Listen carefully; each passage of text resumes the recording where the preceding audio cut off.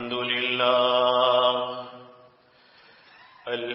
لله نحمده ونستعينه ونستغفره ونؤمن به ونتوكل عليه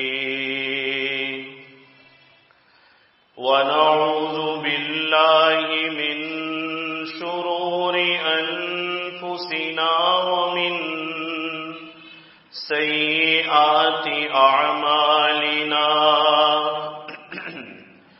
من يهده الله فلا مضل له ومن يضلله فلا هادي له لا مثل له ولا مثال له ونشهد أن لا إله إلا الله وحده لا شريك له ونشهد أن سيدنا وسندنا وحبيبنا وحبيب ربنا وطبيب قلوبنا ومولانا محمدا عبده ورسوله صلى الله تعالى عليه وعلى آله وأصحابه وبارك وسلم تسليما كثيرا كثيرا مولاي صل وسلم دائما أبدا على حبيبك من زالت به العصور أما بعد فأعوذ بالله من الشيطان الرجيم بسم الله الرحمن الرحيم إن في خلق السماوات والأرض واختلاف الليل والنهار لآيات لأولي الألباب صدق الله مولانا العظيم وصدق رسوله النبي الكريم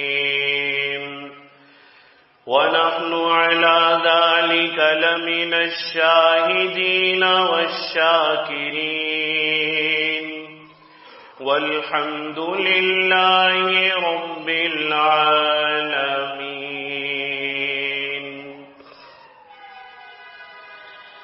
توفیق الہی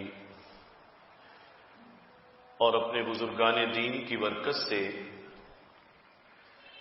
آج کی اس مبارک مجلس میں، مبارک محفل میں قرآن مجید فرقان حمید کی ایک آیت مبارکہ تلاوت کرنے کی سعادت حاصل ہوئی. اس آیت مبارکہ میں اللہ ذوالجلال نے آسمان و زمین کی تخلیق کا تذکرہ فرمایا ہے اور اس کے ساتھ ساتھ یہ بھی بیان فرمایا گیا کہ دیکھو آسمان و زمین کے پیدا کرنے میں اور رات و دن کے بدلنے میں لآیات لأولی الالباب عقل اور سمجھ رکھنے والوں کے لیے بڑی نشانیاں ہیں. غور کرنے والوں کے لیے بڑی نشانیاں ہیں، تفکر اور تدبر کرنے والوں کے لیے بڑی نشانیاں موجود ہیں۔ غور کرنے والا غور کرے تو اسے معلوم ہوگا کیسا عظیم الشان آسمان ہمارے سروں پر قائم ہے، کیسی عظیم الشان چھت ہے جو اللہ نے بنا دی ہے، اور پھر کس شان کے ساتھ بنائی ہے۔ ایک مقام پر فرمایا گیا بغیر عمد ترونہا، ارے دیکھو تو صحیح کیسا آسمان ہے جس کے نیچے کوئی ستون بھی نہیں ہے، کوئی پلر نہیں ہے، کوئی سہارا نہیں ہے۔ آپ اندازہ لگائیں یہ چھوٹا سا ہال ہے، آسمان کے مقابلے میں تو اس چھت کو اتنی بھی نسبت نہیں ہے جتنی شاید ایک قطرے کو سمندر سے نسبت ہوتی ہو، اتنی بھی نہیں ہے۔ ہماری پوری کرۂ ارض کو بھی اتنی نسبت نہیں ہے، ہماری کہکشاں کو بھی اتنی نسبت نہیں ہے جو قطرے کو سمندر سے ہوا کرتی ہے، تو اس چھت کی کیا نسبت ہوگی؟ لیکن اسے کھڑا کرنے کے لیے بھی اسٹرکچر ضروری ہے، بہترین فاؤنڈیشن ضروری ہے، پلرز اور کالم ضروری ہے، اور ایک بڑی مقدار میں اسٹیل کا ڈلنا ضروری ہے۔ آپ اس کے بغیر اگر یہ چھت بھی کھڑی کرنا چاہیں تو یہ بھی کھڑی نہیں ہوگی۔ اسے آپ چھوڑ دیجئے، کپڑے یا ٹین کی چادر کی چھت بھی آپ ڈالنا چاہیں تو نیچے سے سپورٹوں کی ضرورت ہے، پلر اور بانس کی ضرورت ہے، وہ بھی کھڑی ہونے والی نہیں ہے۔ تو اللہ فرما رہے دیکھو تو صحیح کیسا آسمان ہم نے بنا دیا، کیسا عظیم الشان آسمان بنایا ہے۔ اور میں آپ سے ایک بات عرض کروں، جب اللہ کی مخلوقات میں غور کریں اور دل یہاں تک آپ کو لے جائے، تفکر کریں، غور کریں، اور نتیجہ یہ سامنے آئے کہ بنانے والے نے بے مثال بنایا ہے، تو سبحان اللہ کہنا چاہیے۔ آسمان کو غور کریں تو سبحان اللہ کہے، واقعی اللہ نے خوب بنایا ہے، کیسی پاکیزہ ذات ہے، کیسی عظمت والی ذات ہے، کیسا عالی شان آسمان کھڑا کر دیا۔ اللہ نے زمین بنا دی اور زمین میں رنگ بکھیر دیا اللہ نے۔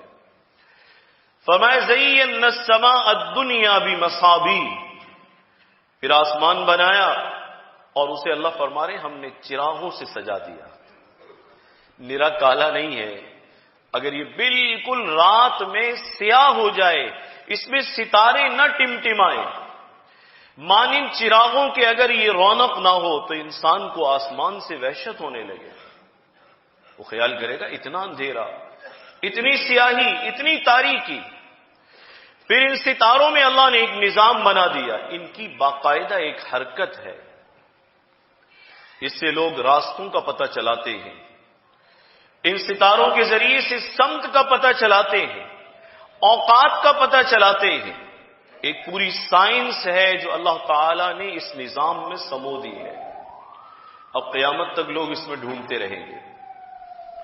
ہمارے ہاں جو اصل علوم ہے ان پر تو غور نہیں کیا جاتا، ہم نے یہ سارا آسمان کا جو شعبہ ہے نجومیوں کے حوالے کیا ہوا ہے، وہ اس میں ماسٹرز کیے ہوئے ہیں، بس فٹ پاتھوں پر، سڑکوں پر بیٹھے ہوئے، اب جی ذائچے بنا رہے ہیں، اور وہ بتا رہے ہیں کہ جی اگلے 6 مہینے بڑے مشکل ہیں آپ کے۔ اچھا جی، آپ کو اپنے 6 مہینوں کا پتہ ہے آپ کا کیا ہوگا؟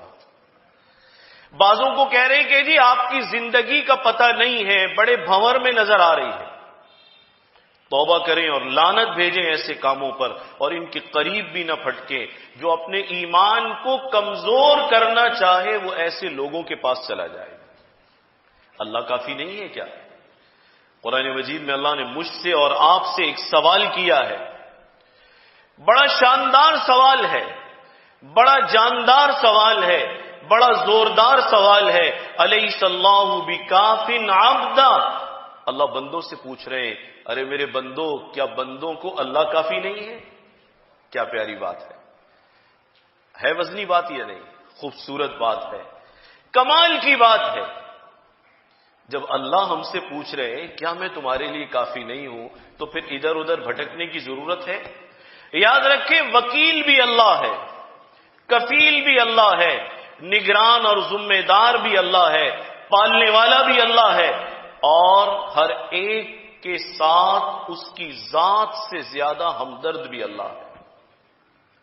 اتنی تو ہمدردی کسی کو کسی کے ساتھ نہیں ہے، اتنا کوئی کسی کے ساتھ مہربان نہیں ہے۔ ہم اپنی ذات کے اتنے خیر خواہ نہیں ہیں جتنے رب العالمین خیر خواہ ہے۔ اللہ نے آسمان بنا دیا، اللہ نے زمین بنا دی، سمندر چلا دیے اس زمین پر، سمندر بہا دیے۔ کیسی عظیم الشان مخلوق ہے۔ شیخ الاسلام پاکستان علامہ شبیر احمد عثمانی رحمۃ اللہ علیہ، اتنے سالوں سے آپ کو بتاتا آ رہا ہوں، یہ وہ شخصیت ہے جنہوں نے تحریک پاکستان میں بڑا زوردار حصہ لیا، اور قائد اعظم نے پہلا پرچم ان کے ہاتھ سے انہیں کہا کہ آپ آئیے اور پہلا پرچم لہرائیے۔ ان کا نام تو یاد کر لیں، اگلی نسلوں کو تو بھول جائے گا، آگے والوں کو تو یاد بھی نہیں رہے گا پاکستان کس نے بنایا تھا، پاکستان کیوں بنا تھا یہ بھی بھول جائے گا۔ تو علامہ شبیر احمد عثمانی رحمۃ اللہ علیہ رات کے درس قرآن میں جن کی تفسیر آپ کے سامنے ہوتی ہے، علامہ نے لکھا ہے کہ اگر کسی کو اللہ تعالی کے وجود کی کوئی نشانی نظر نہ آتی ہو تو وہ سمندر پر چلا جائے۔ ایک آسان نشانی فرماتے میں بتاتا ہوں، سمندر پر جائیں اور دیکھیں کہ سمندر کی لہریں کتنی طاقت سے بنتی ہیں۔ 20-25 کلومیٹر پیچھے سے بننا شروع ہوتی ہے، بہت پیچھے سے، اور اتنی تیز لہر بنتی ہے کہ اگر وہ لہر اسی شدت کے ساتھ ساحل سمندر تک چلتی رہے تو ساحل کے کنارے جو شہر ہیں سارے کے سارے شہر ویران ہو جائے، سارے شہر مٹ جائے۔ تو یہ لہر اٹھتی ہے اور شدت سے اٹھتی ہے اور بہت بلند و بالا لہر اٹھتی ہے، پھر یہ ساحل کی طرف سفر شروع کرتی ہے، چلنا شروع کرتی ہے، اور چلتے چلتے ہوتا یہ ہے کہ جو ساحل قریب آتا جاتا ہے لہر مدھم ہوتی جاتی ہے، آہستہ ہوتی جاتی ہے۔ بالآخر جب ہم ساحل پر کھڑے ہوتے ہیں تو ہمارے قدموں سے آ کر لہریں ٹکراتی ہیں، اتنی پست ہو جاتی ہے کہ ہمارے پیروں سے آ کر مل جاتی ہے، اور جب چلی تھی تو ایسی لہر تھی کہ بلند و بالا عمارتوں سے بھی اونچی لہر تھی۔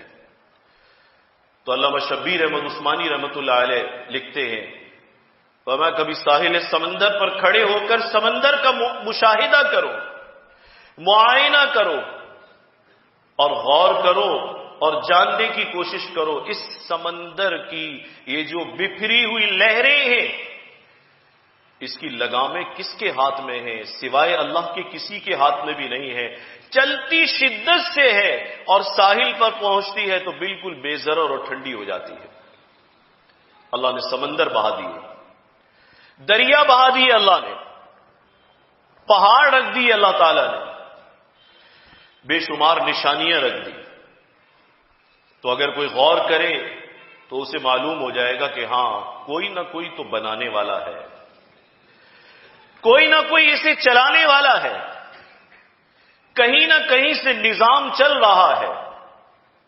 پھر فرمائے گا واختلاف اللیل والنہار، یہ رات و دن کا بدلنا، ہم تو رات کو سوتے ہیں اندھیرا ہو جاتا ہے، آپ یقین جانیں یہ رات اللہ تعالی کی نعمتوں میں سے عظیم نعمت ہے۔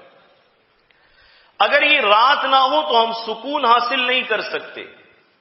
ہم تو روزانہ رات گزارتے ہیں، روزانہ دن دیکھتے ہیں، روزانہ سورج مشرق سے طلوع ہوتا دیکھتے ہیں، مغرب میں غروب ہوتا دیکھتے ہیں، یہ روز کا قصہ ہماری نگاہوں کے سامنے ہے، لیکن چونکہ غور و فکر اور تدبر کی عادت نہیں ہے اس لیے ہم اسے روٹین کا اور معمول کا کام سمجھتے ہیں۔ ہم یہ خیال کرتے ہیں تو روزانہ ہی ہوتا ہے، اس میں ایسی کیا خاص بات ہے؟ کوئی خاص بات نہیں ہے، بڑی خاص بات ہے۔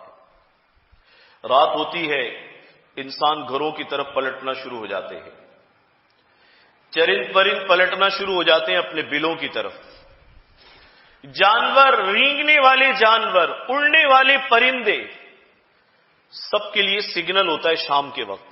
آپ نے دیکھا پرندے کتنی بڑی تعداد میں آشیانوں کی طرف پلٹتے ہیں, واپس جا رہے ہوتے ہیں, اور اب مغرب ہو گئی, اس کے بعد سناٹا ہونا شروع ہو جاتا ہے. یعنی ہر ایک کے لیے پیغام ہے, بھائی رات ہو گئی, اب واپس جاؤ, اب آرام کرو, گھروں کو پلٹ جاؤ, دکانوں کو بند کر دو, کارخانوں کو بند کر دو. یہ پیغام آنا شروع ہو جاتا ہے. آپ ذرا غور فرمائیں, ہم سکون کی رات سوتے ہیں, اطمینان سے آرام کرتے ہیں. اگر یہ رات نہ ہو اور یہ روشنی مسلسل رہے تو کوئی یہ کہے گا ہم تو بھائی شام 6 بجے کارخانہ کھولیں گے اور اگلے دن صبح 6 بجے بند کریں گے. روشنی ہے, سارا دن کام کریں, 24 گھنٹے ہم کام کریں. ایک کہے گا بھائی میں صبح سے کام کر رہا ہوں, اب مجھے آرام کرنا ہے, آپ کھٹ کھٹ بند کر دیجئے. نہ پرندے اپنے آشیانوں میں جائیں گے, نہ درندے جائیں گے, نہ انسان جائیں گے. سارا نظام چوپٹ ہو جائے گا, معطل ہو جائے گا. آپ دیکھیں ہم جس ٹائم سے سوتے ہیں, ٹائم سے اٹھتے ہیں, ساری چیزیں خراب ہو جائیں گی. اللہ نے اسے اپنے انعامات میں ذکر فرمایا ہے. اللہ نے اسے اپنے انعامات میں ذکر فرمایا ہے. فرمایا ذرا ان سے معلوم کیجئے, ان جعل اللہ علیکم النہار سرمدا الی یوم القیامہ من الہ غیر اللہ یاتیکم بلیل تسکنون فیہ. اگر اللہ مسلسل دن ہی دن کر دے, رات کو ختم کر دے, رات آئے ہی نہیں, ٹھیک ہے آپ اپنا نظام بنا لیں گے کہ بھئی میں پہلے 6 گھنٹے میں کام کروں, آخری 6 گھنٹے میں آرام کروں, یا آخری 6 گھنٹے میں کام کروں, ابتدا میں آرام کروں. لیکن اللہ فرما رہے ہیں یہ بتاؤ اگر ہم دن مسلط کر دیں تو اللہ کے سوا کون ہے جو تمہیں ایسی رات عطا کر سکے, تسکنون فی, جس رات میں تم سکون حاصل کرو, راحت حاصل کرو. ہو سکتا ہے ایسا؟ کسی کے بس کی بات نہیں. اور فرمایا اگر اللہ رات مسلط کر دے تو پھر دن کون لا سکتا ہے اللہ کے سوا؟ کسی کے بس کی بات ہے؟ یہ رات لمبی ہو جائے وحشت ہو جائے گی انسانوں کو. بعض ماہرین نفسیات نے لکھا اگر رات طویل ہو جائے شاید انسان اتنا برڈن محسوس کرے دن کا اجالا نہ دیکھنے کی وجہ سے, ممکن ہے لوگ دیوانے اور پاگل ہو جائیں. یہ نظام ہے نا جو اللہ چلا رہے ہیں. بعض لوگ کہتے ہیں کہ یہ خودکار نظام ہے, کوئی ایسی بات نہیں ہے, کچھ بھی اس کے اندر خاص نہیں ہے. عادت چونکہ غور کرنے کی نہیں ہے اس لیے ایسی بات کہتے ہیں. آج کل تو اللہ معاف فرمائے مسلمانوں میں یہ جراثیم بہت آ گئے, لبرلزم کے جراثیم, دہریت اور الحاد کے جراثیم. قرآن و سنت کی جو بات سننی اس پہ فوراً اعتراض کرنا, اور یورپ سے کوئی کچرا بھی آ جائے تو اسے فوراً اپنی پیشانی اور چہرے پر لگائیں گے, فوراً لے لیں گے اسے. اسلام کی ہر بات پر اعتراض ہے, اور وہاں سے کوئی گندی سے گندی اور خراب سے خراب اخلاق باختہ رسم بھی آ جائے اسے قبول کر لیں گے. تو رات اگر نہ ہو تو بھلا رات کہاں سے لاؤ گے؟ اگر دن اللہ نہ لائے, رات ہی رات رہے, تو یہ روشن دن کہاں سے لاؤ گے؟ تو قرآن مجید میں ایک آیت ہے, قُلْ أَرَأَيْتُمْ إِنْ أَصْبَحَ مَاؤُكُمْ غَوْرًا فَمَنْ يَأْتِيكُمْ بِمَاءٍ مَّعِينٍ. یہ اللہ کا انعام ہے, اللہ نے زمین میں پانی کے ذخیرے رکھے ہیں. ہم جہاں سے چاہتے ہیں کھدائی کرتے ہیں, اور جدھر سے چاہتے ہیں پانی نکالتے ہیں, اور اطمینان سے پانی حاصل کرتے ہیں. بعض علاقے ایسے تھوڑا سا بور کریں وہاں سے پانی نکل آتا ہے. میں کبھی کبھی غور کرتا ہوں, ہمارے علاقوں سے چشمے نہیں پھوٹتے, پہاڑوں سے چشمے پھوٹتے ہیں. جہاں ڈرل کرنا چاہیں تو ڈرل نہیں کر سکتے, بور کرنا چاہیں تو بور نہیں کر سکتے. بھائی کوئی ناران کے پہاڑوں میں بور کر سکتا ہے؟ سوات کے پہاڑوں میں کر سکتا ہے؟ کوئٹہ, چمن اور زیارت میں کوئی بور کر سکتا ہے؟ آپ ہیوی سے ہیوی مشینری لگا دیں گے, وہ مشینیں ٹوٹ جائیں گی. لیکن آپ ایک بات میں آپ کی توجہ دلاتا ہوں, ذرا غور تو کیجیے. یہاں زمین نرم ہے, زرعی زمین ہے, میدانی اور ہموار زمین ہے، یہاں بور کر کے نکالتے ہیں، اور جہاں ہم نہیں نکال سکتے وہاں اللہ چشمے خود بہا دیتے ہیں۔ میں کبھی کبھی ان علاقوں میں جاتا ہوں تو یقین جانے زبان سے نہیں دل سے نکلتا ہے سبحان اللہ، یا اللہ ان پہاڑوں سے اگر تو پانی باہر نہ نکالتا، کس کی طاقت تھی پانی باہر نکالتا؟ طاقت تھی کسی کی؟ کتنے اونچے پہاڑ ہیں جناب، 14,000 فٹ کی بلندی پر، کہیں پر آپ چلے جائیں 19,000 فٹ کی بلندی پر، کون ڈرل کرتا اس کے اندر؟ ہم سائنس اور ٹیکنالوجی کے عروج کے زمانے میں ہیں، لیکن یاد رکھیں ہماری حدیں ہیں، اور بہت چھوٹی حدیں ہیں جن کو ابھی ہم کراس بھی نہیں کر سکتے۔ تو کمال ہے جہاں ہم نہیں نکال سکتے وہاں پانی خود چل رہا ہے، اوپر سے اتر اتر کے چشمے ایک ایک پہاڑ میں۔ وہاں کے لوگوں نے بتایا حضرت اتنا بڑا پہاڑ ہے اور اتنا پانی سارا سال بہتا ہے، اتنے چشمے ہیں، اگر ہم گننا چاہیں تو گن نہیں سکتے، اور بعض جگہ ایسی ہیں ہم کوئی پتھر کھسکاتے ہیں تو چشمہ پھوٹ پڑتا ہے۔ یہ اللہ کی شان ہے۔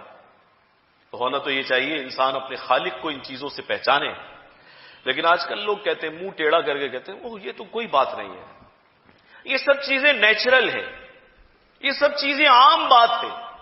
بات یہ ہے کہ دماغ میں وہ جو خناس ہے نا، وہ اللہ کی تعریف کو زبان پر آنے نہیں دینا چاہتا، وہ ہر چیز بس ادھر موڑ دیتا ہے، ادھر موڑ دیتا ہے۔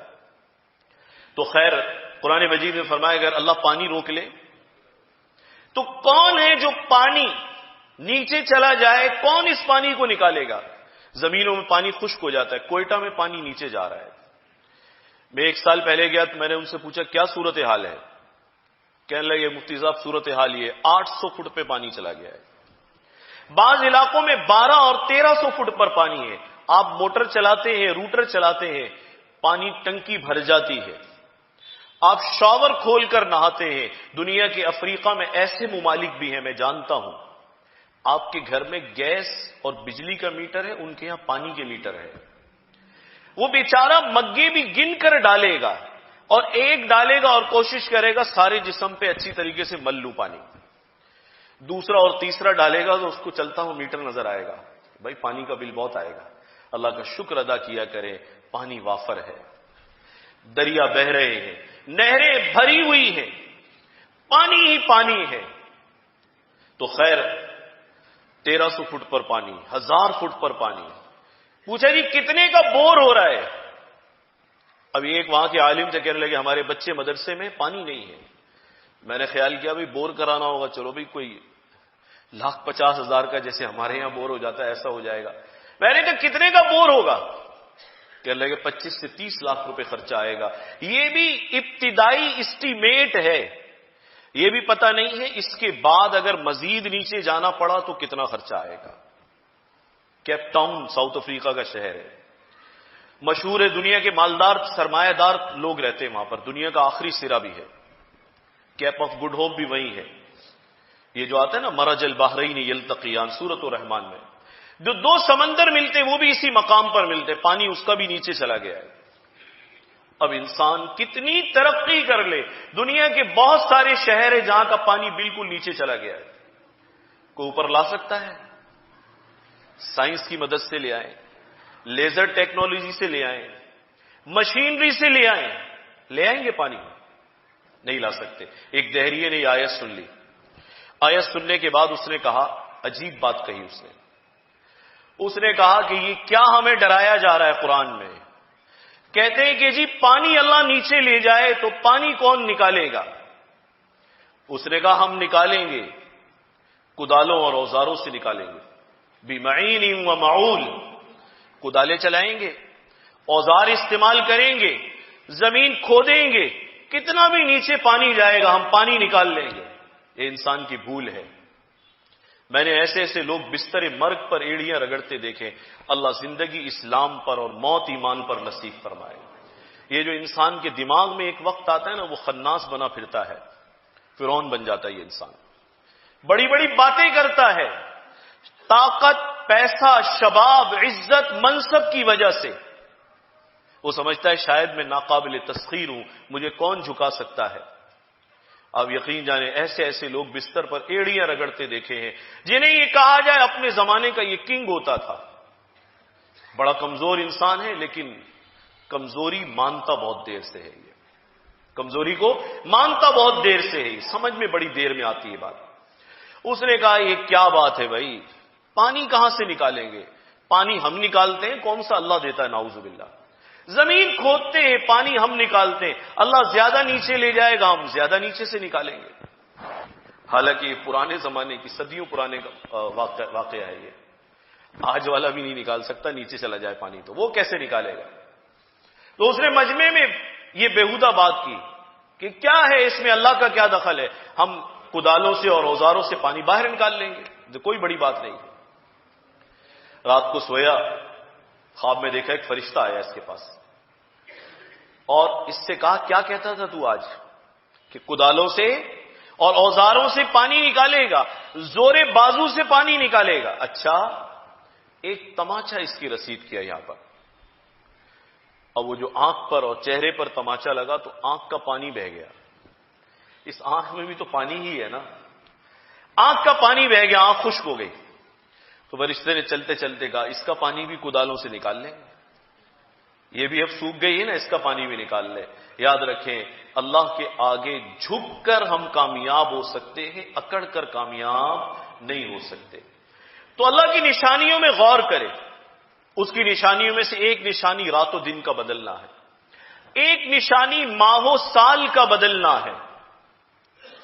2022 جا رہا ہے, 2023 آ رہا ہے, اس میں بھی بڑی نشانی ہے. اس میں بھی دعوت احتساب پوشیدہ ہے. سال جا رہا ہے, ہم غور کریں ہم نے پچھلے سال کیا کام کیے, یہ غور کریں ہمارے حالات کیسے رہے. لیکن وہی بات ہے, نہ ہم آسمان میں غور کرتے نہ زمین میں غور کرتے, اور اسی طریقے سے نہ ہم رات و دن کے بدلنے میں غور کرتے, نہ ماہ و سال کے تیز چلنے میں غور کرتے. آپ دیکھیں تو صحیح, بچے جوان اور جوان کس تیزی سے بوڑھے ہو رہے ہیں یا نہیں ہو رہے ہیں. لیکن ہمیں بھی چونکہ غور کرنے کی عادت نہیں ہے اس لیے ہم بھی غور نہیں کرتے. سال گزر رہا ہے, کل آخری دن ہے, غور کرنا چاہیے, احتساب کرنا چاہیے. میں نے سال کیسا گزارا, میرے حالات کیسے رہے, میرے ملک کے حالات کیسے رہے, میری قوم کے حالات کیسے رہے. اگر ہم غور کرتے ہیں تو پتہ چلتا حالات تو بڑے خراب رہے. فحاشی عریانی زوروں پر رہی, جھوٹ اور دھوکہ زوروں پر رہا, ملاوٹ زوروں پر رہی, امانت میں خیانت زوروں پر رہی, اور اللہ کی عذاب بھی زوروں پر رہے. نہیں رہے زوروں پر. ابھی کی تو بات ہے 4 مہینے پہلے کی, کیسا سیلاب تھا, اللہ اکبر. کروڑوں لوگ پاکستان میں, جو ایک محتاط سروے وہ بتاتا ہے 3.5 سے 4 کروڑ لوگ سڑکوں پر آ گئے.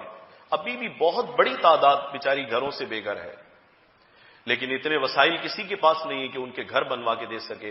وہی پیدا کرنے والا ہے, وہی سنبھالنے والا ہے. رب العالمین ہر جہاں کا پالنے والا ہے, وہی بے گھروں کو آباد کرنے والا ہے. کتنی بڑی آفت تھی, کیسی خطرناک بارش ہے, اللہ اکبر. کسی زمانے میں مجھے یاد ہے بارش ہوتی تھی, ہم خوش ہوتے تھے. یہ جو 1 مہینہ لگاتار بارشیں ہوئیں, بادل دیکھ کے لوگوں کے چہرے پیلے پڑ رہے تھے. لوگ گھبرا رہے تھے کہ گھر ٹپک رہے ہیں, پکی چھتیں, RCC پلازے ٹپک رہے ہیں, اللہ اکبر. روڈ بیٹھ رہے ہیں, سیوریج ختم ہو رہا ہے, اب تو کہیں ٹھکانہ نہیں ہے. اس طرف بھی دیوار کے پانی دریا کا, اور اس طرف شہر میں پانی, سارا پانی پانی. اتنی بری حالت ہم نے دیکھی. تو بھائی جب سال ڈھلے, سال شمسی ہو یا قمری ہو, دونوں اللہ کے بنائے ہوئے نظام ہے. بعض لوگ کہتے ہیں یہ اسلامی ہے یہ غیر اسلامی ہے. ایک اعتبار سے ٹھیک نہیں ہے یہ بات. یہ شمسی اور قمری کی تفریق ہے. شمسی نظام بھی کس کا ہے؟ اللہ کا, اور قمری نظام بھی اللہ کا. بس فرق یہ ہے احکام شریعت کا جو مدار رکھا گیا ہے وہ چاند کے حساب پر رکھا گیا, سورج کے حساب پر نہیں رکھا گیا. تھوڑا بہت عمل دخل اس کا بھی ہے. ظاہر ہے طلوع آفتاب اور غروب آفتاب سے بھی باتیں جڑی ہوئی ہیں, زوال سے بھی بات جڑی ہوئی, وہ سورج سے ہی تعلق ہے. لیکن دونوں نظام اللہ کے بنائے ہوئے ہیں.